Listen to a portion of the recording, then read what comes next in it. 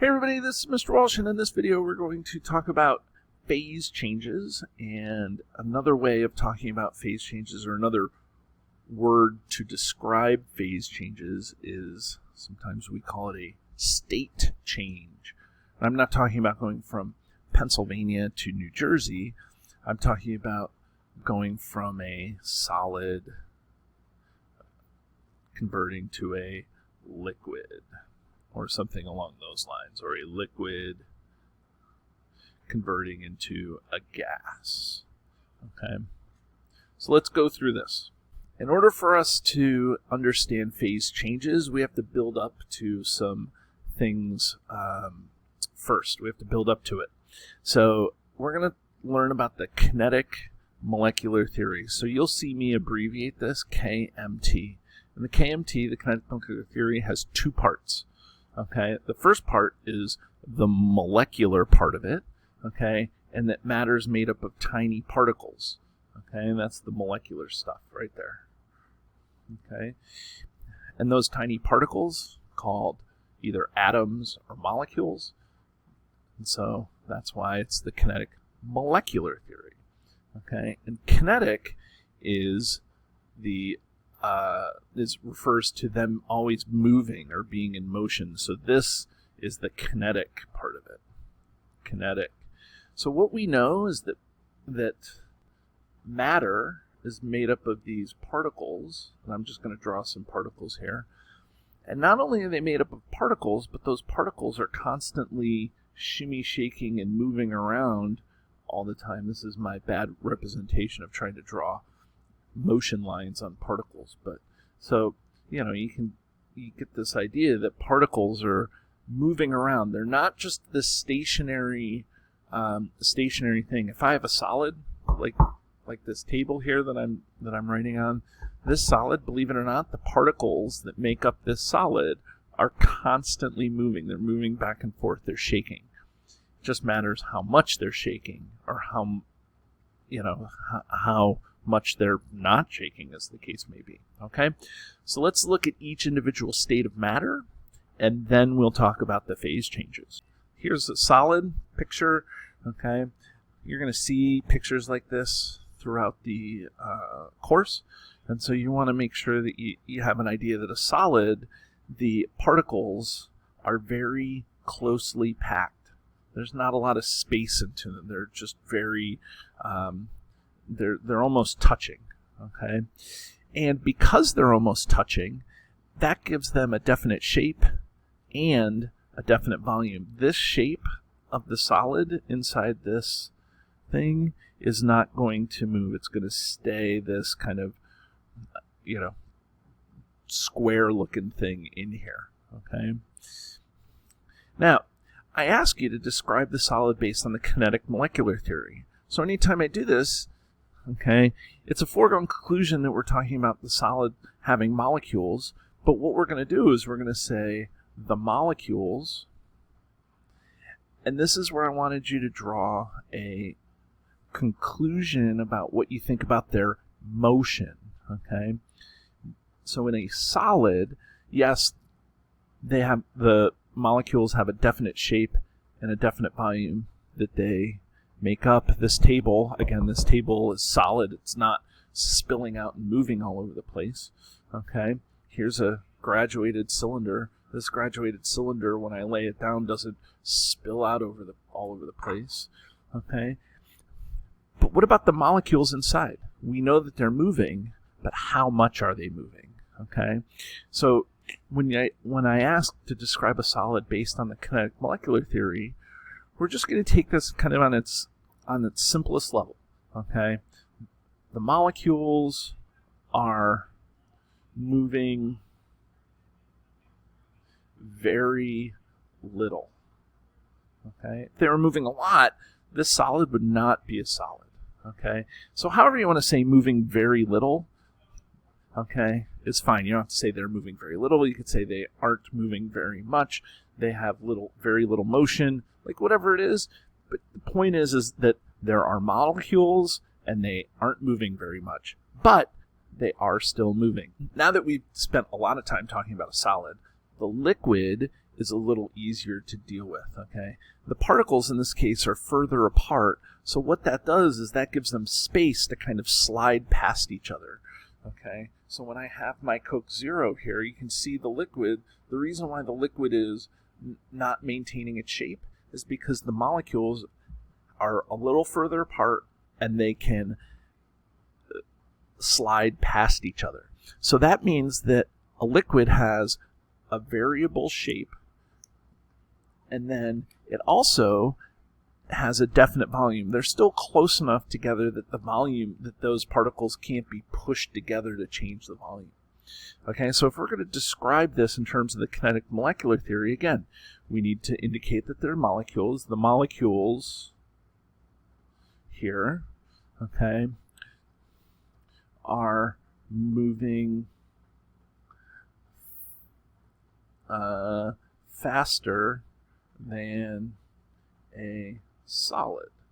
Okay, so here the molecules in the kinetic molecular theory are the particles. You could say, instead of molecules, you could say particles if you wanted to. The particles are moving fast enough to be able to slide past each other and not create the solid, which is kind of this linked linked grouping of stuff. They're moving fast enough that they're not linking together, but not moving so fast that they're moving independently of each other. In a gas, the particles are so far apart that they move independently from each other. This molecule may be moving this way, and this one this way, this one this way. They don't move together. In a liquid, they kind of move together and flow and do things. Okay, so what that does is that gives the shape of a gas some variability. It can change shape, but what you can do is you could also take the gas and you can compress it. You can push it down. Okay, so it can also change its volume. Okay, so again, if we're going to describe the gas based on the kinetic molecular theory, the two parts, okay, the particles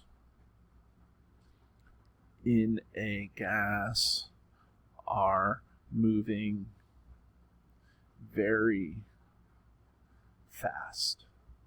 Okay, so the particles in a gas are moving the fastest out of any of the states of matter. Now let's think about it. What's the relationship between density and the states of matter? Well, density in a given shape, the density is how much matter is in a given shape or in a given space. So if I draw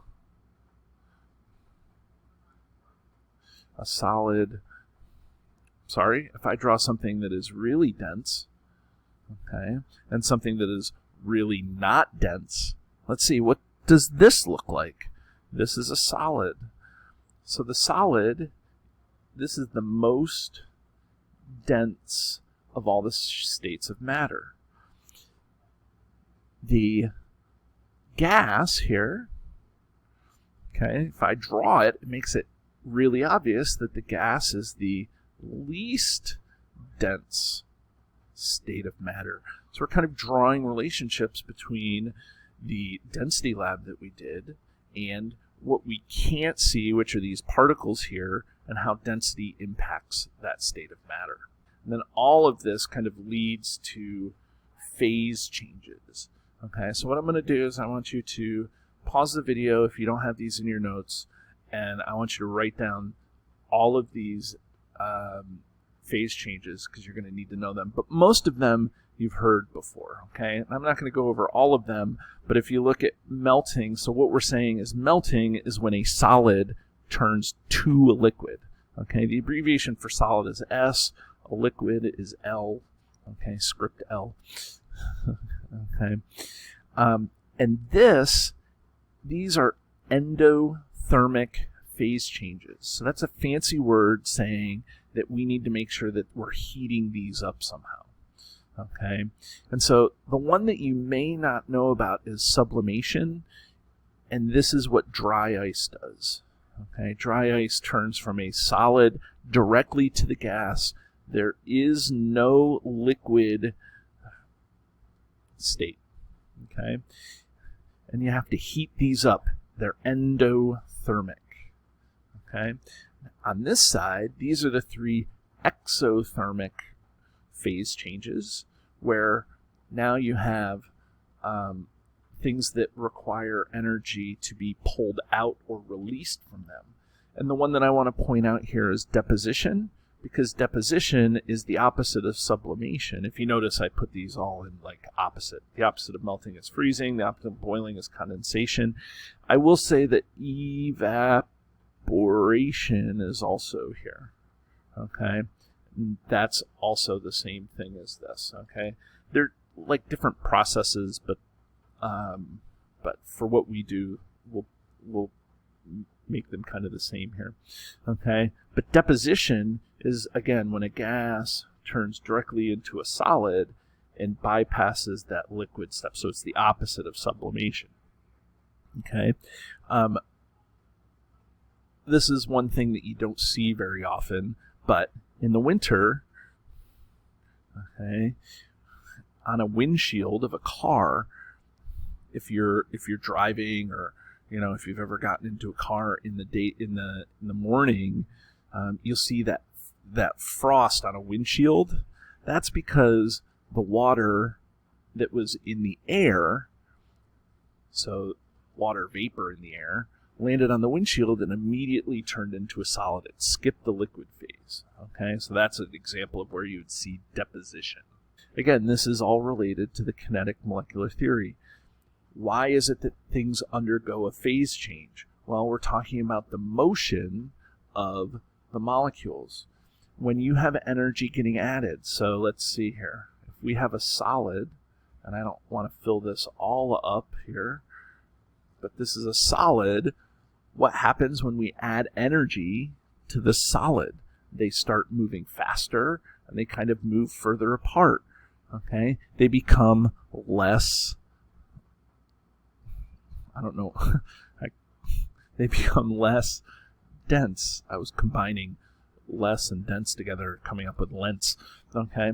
And so now, when this gets energy, those same particles are now kind of, moving far apart, and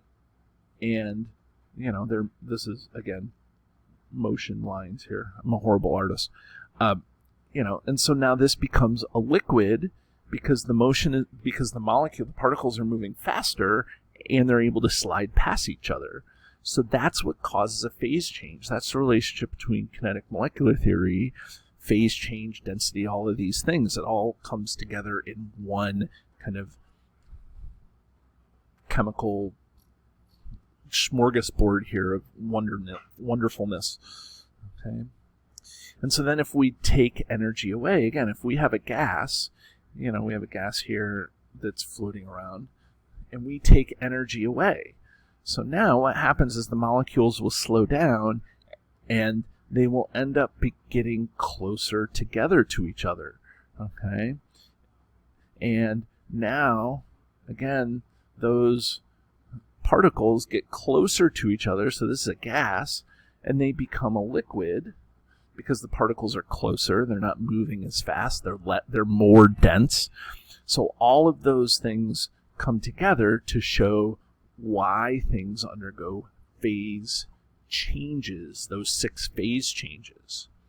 Okay? So there you have it. It was a longer lesson, a little more technical. I mean, we're getting into the technical stuff that have to do with these things. So there you have it, everybody, and have a great day.